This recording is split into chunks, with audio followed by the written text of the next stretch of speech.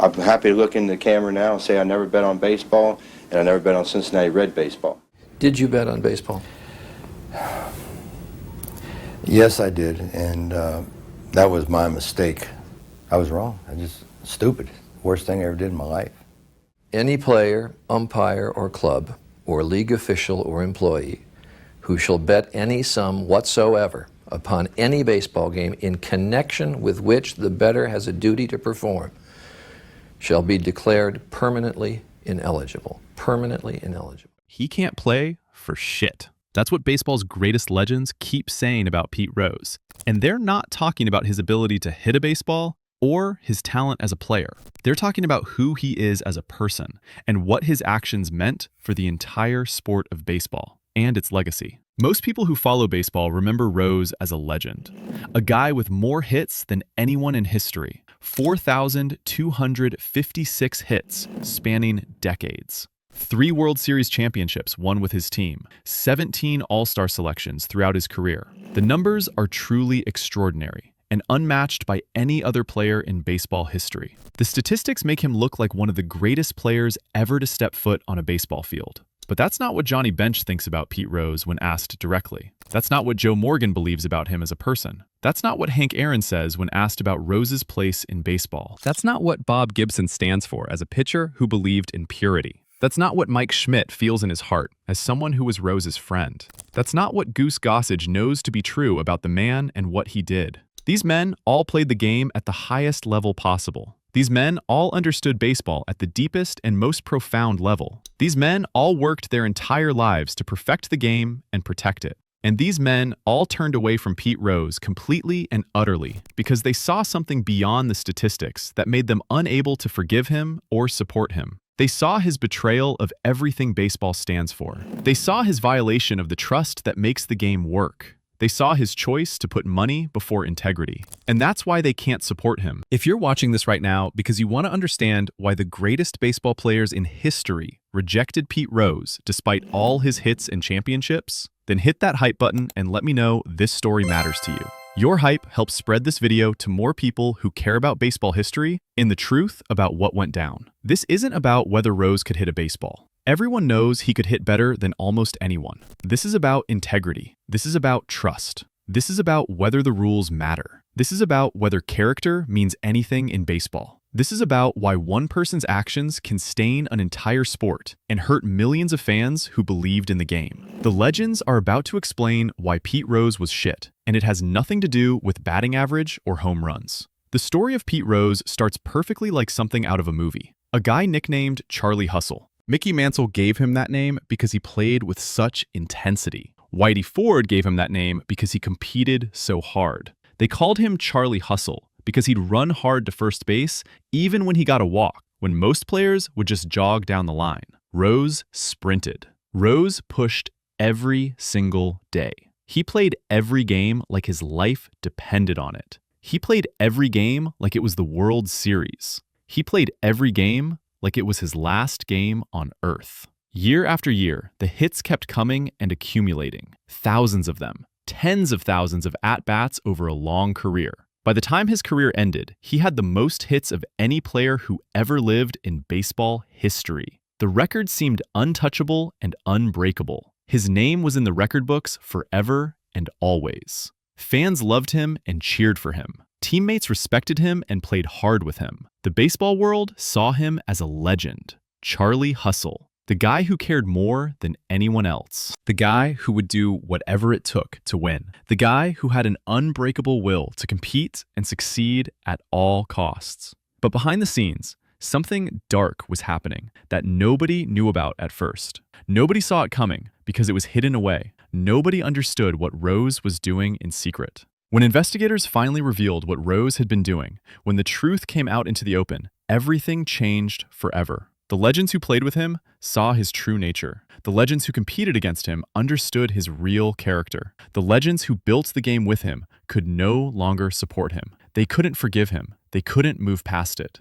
No matter how many hits he had collected, no matter what his statistics showed on paper, because Rose had done something that baseball could never forgive. He had broken the sacred rule. He had violated the trust that makes baseball work at its core. Let's start with number 6. Goose Gossage was a relief pitcher who earned his reputation through his fierce, competitive nature. He threw hard. He pitched mean. He competed like his life depended on every pitch. Gossage believed that baseball was sacred ground. The field was sacred. The competition was sacred. The trust between players and fans was sacred. And nothing should ever compromise that sacred trust. No money, no gambling, no criminal activity. Nothing should ever taint the purity of the game. When Gossage talks about Rose, he uses one phrase that captures his absolute disgust and anger. Gossage believes Rose committed the ultimate sin against baseball and against the fans who loved the game and supported it with their hard-earned money and their passion and their emotions.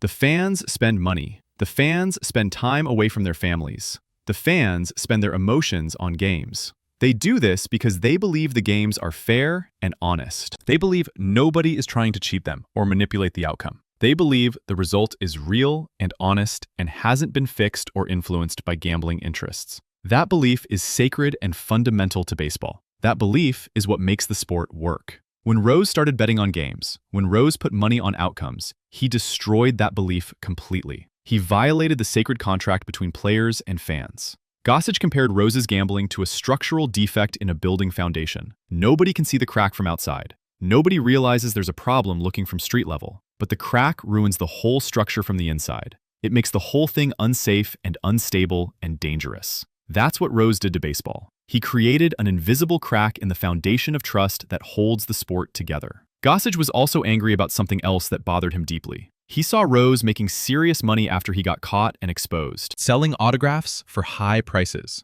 appearing at events and signing deals, staying in the news constantly for all the wrong reasons, making money from his fame while claiming to be sorry for what he did. Gossage saw that and understood the truth immediately. Rose wasn't sorry. Rose wasn't genuinely remorseful. Rose just wanted to protect his money and his image. That's when Gossage realized Rose was a profiteer, not a repentant man. Gossage sees modern baseball as hypocritical. The league partners with betting companies. Fans can bet on games legally. Some people say Rose shouldn't have been banned because of this hypocrisy, but Gossage rejects that. The hypocrisy of the league is separate from Rose's sin. It doesn't excuse what Rose did. A manager can't bet on his own team. That's cardinal sin. The field must stay pure. The people making decisions can't have money riding on outcomes. Fans lose faith. The sport suffers. Number 5 is Mike Schmidt, a Hall of Fame third baseman for the Philadelphia Phillies. More importantly, he was a friend of Pete Rose. A real friend. They played together on the 1980 World Series winning team. Schmidt saw Rose up close. He saw the talent and the intensity, but he also saw something darker. He saw a man who was self-destructive.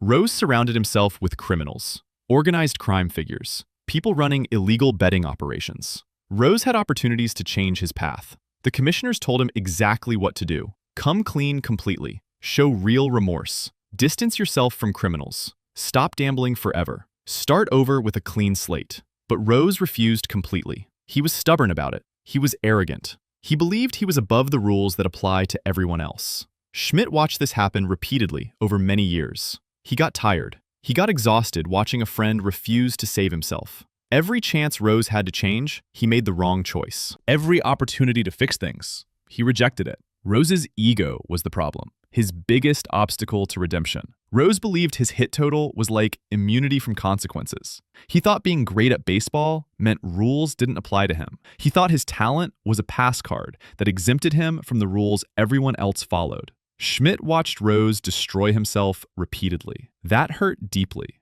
Watching someone you respected throw away every chance because they believed they were too important to fail, too important to face consequences, too important to change. Schmidt's eventually souring on Rose reflects a broader sentiment among his peers, a sense of exhaustion with a man who refused to save himself from himself, a sense of disappointment that someone so talented could be so blind to his own destruction. Rose could have been forgiven. Rose could have come back. But Rose refused because his ego wouldn't allow it. Schmidt's perspective shows something about competition and ego. Rose was a fierce competitor. That competitive drive made him great. It made him collect all those hits. It made him run hard every day. But that same drive turned into something dangerous. It turned into arrogance about his importance. Rose thought he could out-hustle investigators. Rose thought he could outwill the system. He thought his personality could bend reality. It couldn't. His refusal to accept that poisoned everything around him. It poisoned his relationships with teammates. It poisoned his legacy. It poisoned the way people remember him forever. Number 4 is Bob Gibson. Gibson was a pitcher for the St. Louis Cardinals during his storied career. His earned run average in 1968 was 1.12, exactly. Almost impossible to comprehend or understand. The absolute best season any pitcher has ever had in modern baseball history, since statistics have been kept carefully and recorded. Gibson pitched with a fierceness that's hard to imagine today in modern baseball. Every pitch mattered deeply. Every game mattered intensely. For a pitcher, the game is pure and simple and straightforward in its nature. You throw the baseball, the batter swings at it. Either he hits it or he doesn't get a hit. Either you get him out or he reaches base safely. There's no complexity or confusion here. There's no way to fake it or hide from the truth. Either you're better that day or you're not. Gibson believed that the integrity of competition was everything at the fundamental level. That integrity is what makes the game worth playing at all. That integrity is what makes winning something that actually means something real. If a manager was betting on games, that integrity disappeared completely from the equation and was destroyed. Every decision became about money instead of winning and being the best. The purity of competition got compromised at the core level. Gibson saw Rose's gambling as a direct attack on what made baseball meaningful and pure. Gibson had a specific phrase for what Rose did: forfeiture of legendary status. Gibson believed that once you compromise a game's outcome, you delete your own history. All those hits Rose collected don't mean the same thing anymore. All those games he won are tainted and corrupted. They're connected to the corruption. They're marked forever by the bad choices he made. Gibson didn't see Rose's gambling as a personal problem or sickness beyond his control. He saw it as a professional choice. A choice made deliberately to put money before the sport. Gibson had no respect for that kind of choice. Gibson loved baseball more than anything in his entire life. The thought that someone would use baseball as a tool for gambling was unforgivable. Absolutely unforgivable to Gibson's way of thinking. True hustle isn't about running to first base hard every single time, even on walks. True hustle is about dedication to the game's purity and integrity every single day. Rose wasn't hustling for the win anymore when he was betting. Rose was hustling for the payout. Rose was trying to get rich while playing a game that he claimed to love. Gibson found that unforgivable and incomprehensible. Number 3 is Hank Aaron, the home run king who hit more home runs than anyone in baseball history before anyone came close. When Hank Aaron talks about rules and what they mean, people listen carefully because they know he speaks from experience. His philosophy is simple and absolute, with no compromise or exceptions. Rules are rules, period. No gray area, no exceptions for superstars. Rule 21 is posted in every locker room in the big leagues, in multiple languages. It says you can't bet on baseball. You get banned for life if you do. That's it. The rule is clear and unambiguous. The rule is known by everyone. Every professional player knows Rule 21. Every manager knows it. There's no excuse for not knowing it. Rose knew Rule 21 completely. He was a sophisticated baseball man. He understood the game at the highest level. He knew what the rule said. He knew what it meant. He knew what would happen if he got caught breaking it. He chose to break it anyway. He made that choice willingly. Aaron saw Rose's later pleas for forgiveness as an insult to millions of other players who faced the same temptations and said no. Millions of players have dealt with gambling urges. Millions have faced financial stress and pressure. Millions have wanted to make more money. They didn't bet on baseball. They followed the rule. Rose wanted special treatment because he hit a lot of home runs. Aaron found that insulting and disrespectful. Aaron had endured Jim Crow laws personally. He had fought racism every day of his life. He had pushed through a system designed to exclude him and defeat him based on his race. And through all of that struggle, he believed in the rules, because the rules provided structure. The rules provided fairness. The rules said that ability mattered most, not race or wealth or status. Allowing Rose back would tell everyone that if you're great enough, rules don't apply anymore. That's not what baseball is about fundamentally. That's not what Aaron spent his life fighting for. That's the opposite of everything he believed in. Rule 21 exists because of history. It exists because of the 1919 Black Sox scandal, where players tried to fix the World Series for gambling money. That scandal almost destroyed baseball completely. It took decades for the sport to recover and rebuild trust with fans. The rule was created to ensure that nothing like that could ever happen again. The rule was meant to be absolute and permanent. No exceptions, no matter who the player was, no matter how great they were. The rule was the foundation of trust. Without Rule 21, baseball couldn't function. Without the prohibition on gambling, the game would be compromised forever. Aaron understood this history. Aaron knew why the rule existed, and Aaron stood firm that the rule had to mean something. Number 2 is Joe Morgan, a second baseman for the Cincinnati Reds who played during the greatest era of the team, a 2-time National League MVP, a cornerstone and leader of one of the greatest teams ever assembled in professional sports history, the Big Red Machine. Morgan and Rose played together in the same infield. They were friends. They were teammates. But as the years went on and Rose lied repeatedly about betting, Morgan's perspective changed and hardened significantly over time. Morgan identified the lie as being worse than the original bet itself. Think about that carefully for a moment. The actual gambling was bad. The betting on games was wrong and against the sacred rules. But the lying over 15 years made it much worse than the original sin. From 1989 to 2004, Rose denied everything completely and consistently. 15 years of lies. 15 years of maintaining innocence. 15 years of claiming that he never bet on baseball. Then he wrote a book. Then suddenly he admitted it when it was profitable, only when there was money in it for him. Morgan saw that confession as hollow and completely meaningless and fake. Rose wasn't sorry. Rose wasn't genuinely remorseful. Rose just wanted to protect his money and his image and his reputation. Morgan became a strong voice for the idea that the Hall of Fame is more than just statistics and numbers. It's a shrine, a sacred place for people who elevated the game, people who played by the rules, people who showed character and integrity. The Hall of Fame has a character clause that matters deeply to voters and keepers of the institution. Morgan wrote a powerful letter to voters in 2017. He told them clearly to protect the Hall from cheaters. People who broke the fundamental rules, whether steroids or gambling, don't belong in the Hall. Morgan felt strongly that having Rose in the Hall would devalue every other plaque. It would send a terrible message that statistics matter more than character, that as long as you're great enough, you can cheat. Morgan couldn't accept that message. Morgan watched Rose's pattern clearly over decades.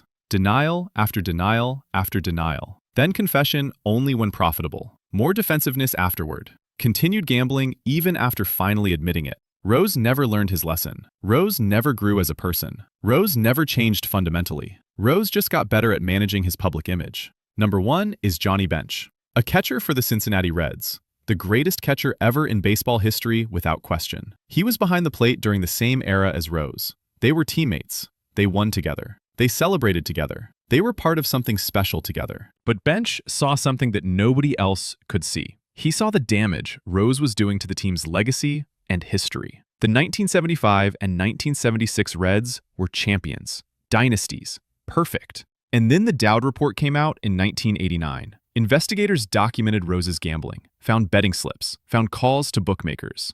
Suddenly, the conversation about those championships changed. People talked about scandal. They talked about betting slips. They talked about investigations. Instead of talking about the brilliance of the team, instead of talking about the greatest dynasty, the legacy was stained and tainted and forever marked. Bench felt like Rose stole something from him and his teammates. Rose stole the purity of their achievement. Bench and his teammates built that legacy together through hard work. It was theirs. Rose had no right to corrupt it. That's the stain Bench talks about. It's not physical dirt. It's reputation. It's the way people remember accomplishments forever. The 1975 championship should be remembered for brilliance. Instead, it's remembered with scandal. That's unfair to the other players. They worked as hard. They played as well. But their legacy got tainted by Rose's choices. If a manager is betting on games, every decision becomes suspect and questionable. Did he save his best pitcher for a game he bet on? Did he make a double switch because it was smart baseball, or because he had money riding on it?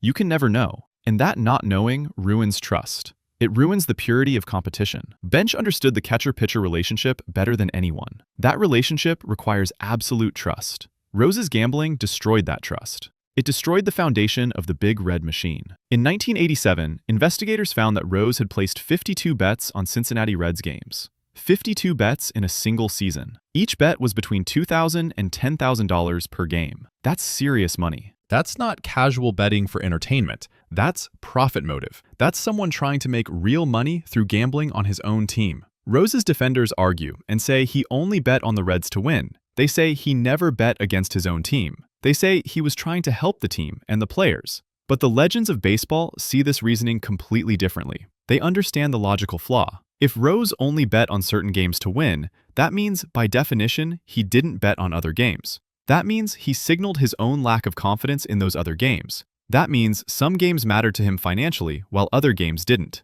A manager can't operate that way. A manager has to treat every single game with the same commitment and intensity. Every game matters equally. Every game is important. That's what makes a team function properly. But if a manager is betting financially on some games and not others, he's creating a managerial conflict of interest that destroys the purity of competition. Maybe he saves his best relief pitcher for games he bet on. Maybe he doesn't use his pinch hitter in other games. Maybe he doesn't try as hard in games where he has no financial stake. Maybe he makes different strategic decisions based on where his money is invested. That ruins the sport at its core. It compromises every single decision. It taints the integrity of every game.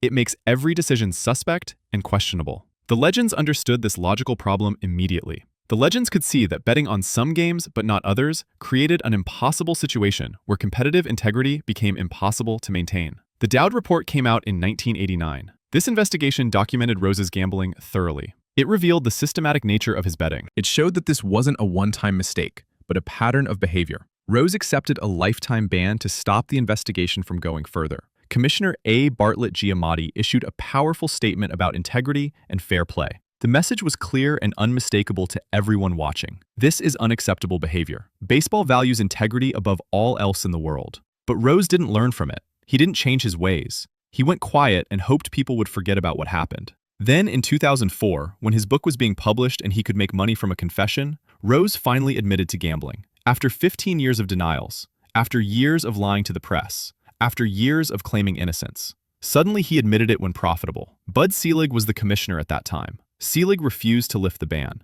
Selig said Rose hadn't shown genuine remorse for his actions. Selig said Rose was only confessing for profit. Selig was right about that assessment. The decision sent a clear message. Admitting guilt years later for money doesn't earn forgiveness. That's not how redemption works. That's not real remorse. That's just self-preservation. In 2015, Rose petitioned for reinstatement again. Rob Manfred was the commissioner. Manfred rejected the petition completely. Manfred said Rose was still gambling on baseball games. Rose was still breaking Rule 21. Rose was still refusing to change his ways. After all these years, Rose still hadn't learned the lesson that everyone else understood. Then in October 2024, Pete Rose died. And in May 2025, Commissioner Manfred announced that Rose was being reinstated. The ban was lifted. A.J. Przinsky, a two-time All-Star, said, "Permanent means permanent." The league was weakening the message. The league was teaching future players that if you wait long enough,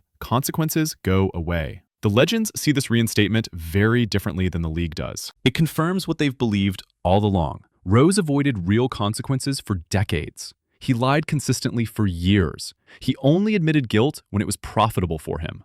Eventually, he got what he wanted, without truly paying the price. Now, he's eligible for the Hall of Fame. The Classic Baseball Era Committee will vote in 2027. That's when the real test comes. Will they listen to the legends? Will they remember what Bench and Morgan and Aaron and Gibson and Schmidt and Gossage all said about character and integrity? Or will they just look at the hit total? The legends are completely united on one fundamental point. The Hall of Fame is not just about statistics and numbers. It's about the kind of person you are. It's about whether you respect the game. It's about whether you follow the rules that everyone has to follow. It's about integrity and character above all else. The Big Red Machine wasn't just about Rose. It was about Tony Perez and his hitting and intelligence. It was about Joe Morgan and his speed and smart base running. It was about Johnny Bench and his catching genius. They moved together like one organism. They communicated. They trusted each other. They won together. They became immortal together. They became legends together. Then Rose, while still connected to that organization, made decisions that compromised everyone's legacy forever. That's the stain that Bench talks about with such pain. It's not physical dirt. It's reputation. It's how people remember accomplishments forever. Baseball is forever. Your record is forever. If it's tainted, it stays tainted forever. As baseball moves forward into the future, fans have to make a choice about what they believe in and what they stand for as a community. Will they listen to the legends who played the game at the highest level? Will they understand what Rose's actions really meant for the sport and for the integrity of the game? Will they respect the integrity of the game more than any individual player or manager? Will they understand that character matters more than statistics? The legends are betting that fans will understand this ultimately. They're betting that fans know the deep difference between being a great hitter and being a great person. They're betting that fans value the integrity of the game above all else. They're betting that the Hall of Fame will hold the line and protect what it means to be truly great. They're betting that the rules will stay meaningful and will stay enforced for everyone equally. The beautiful thing about baseball is that it can survive anything as long as people care about fairness and integrity and honesty. As long as fans believe competition is real and not fixed or manipulated by gambling. As long as players and managers respect the rules that protect everyone equally and fairly. Rose threatened all of that at its core. Rose tested whether the rules actually meant anything. Rose showed what happens when someone tries to bend the system. The legends said absolutely not to all of that. They've been saying no for decades. They'll keep saying no forever. And that's why baseball will be okay. Baseball will survive. Baseball will thrive. Not because Rose is banned. Not because the Hall of Fame is protected, but because there are people who care more about the sport than any individual. People like Johnny Bench, who understood the catcher's sacred role. People like Joe Morgan, who protected the Hall. People like Hank Aaron, who fought for meritocracy. People like Bob Gibson, who believed integrity was everything. People like Mike Schmidt, who spoke truth about ego. People like Goose Gossage, who fought for the fans. They've protected the game. They've protected integrity. They've protected the rules. And because of them, baseball will survive forever. The 2027 vote will determine whether the Hall of Fame sides with the legends or with statistics alone. It will determine whether character and integrity matter more than hits and records. It will determine whether the rules actually mean something or whether they're just suggestions for people who aren't famous enough to ignore them. The legends have made their case clear and unmistakable. They've explained why Pete Rose was shit not as a player, but as a person, and as someone who should have known better. They've explained why integrity matters most. They've explained why Rule 21 exists, and why it must be protected forever. They've explained why fans deserve better. The vote will show whether anyone still listens to the voices of the greats, who played the game right. The legends understand something fundamental about baseball that statistics can never capture. They understand that the game is bigger than any individual. They understand that rules exist to protect the game, and the fans, and the integrity of competition. They understand that when someone breaks those rules, they damage not just themselves, but everyone. They damage the fans who believed in them. They damage the teammates whose legacies get stained. They damage the sport itself. The legends have protected baseball by speaking the truth about Pete Rose, by refusing to compromise, by insisting that character matters. That's the real legacy that will endure forever. The legend's message is consistent and unwavering across all of them. Johnny Bench saw the stain that Rose put on the Big Red Machine. Joe Morgan saw the lie that lasted 15 years. Hank Aaron saw the violation of Rule 21 and meritocracy. Bob Gibson saw the attack on competitive integrity. Mike Schmidt saw the refusal to change and grow. Goose Gossage saw the betrayal of the fans who paid money and believed in fair play. Together, their voices form a chorus that says clearly that integrity matters, that character matters, that the rules matter, that baseball matters more than any individual. When Rose finally died in October 2024 and was reinstated in May 2025, the legends didn't celebrate. They didn't feel vindicated. They felt disappointed that the system had weakened, that the rules had been bent, that permanence didn't mean permanent anymore. They worried about what this says to future players. They worried about what this says to young people who look up to baseball. They worried that the message is now that if you're famous enough and you wait long enough, you can escape consequences. That's not what baseball should teach. That's not the legacy that the legends fought for their entire lives. The game of baseball has survived wars and economic depressions and scandals and strikes and steroids and corruption. It has survived because there have always been people who cared more about the game than about money or fame or personal glory. There have always been people willing to stand up and say no to cheating and corruption. There have always been people willing to protect the integrity of the sport, even when it cost them something. The legends of baseball are those people. They are the protectors. They are the ones who say that rules matter, that character matters, that integrity is the foundation of everything good about the sport. And as long as there are people like Johnny Bench and Joe Morgan and Hank Aaron and Bob Gibson and Mike Schmidt and Goose Gossage willing to speak the truth, baseball will survive and thrive forever. So when you hear the legends say that Pete Rose can't play for shit, understand what they mean. They don't mean he couldn't hit a baseball. They don't mean he wasn't talented. They mean that, as a person, as a competitor, as someone who should have known better, he failed the ultimate test of baseball. He failed integrity. He failed respect for the game. He failed to follow the rules that everyone else follows. He failed to take responsibility when given chances.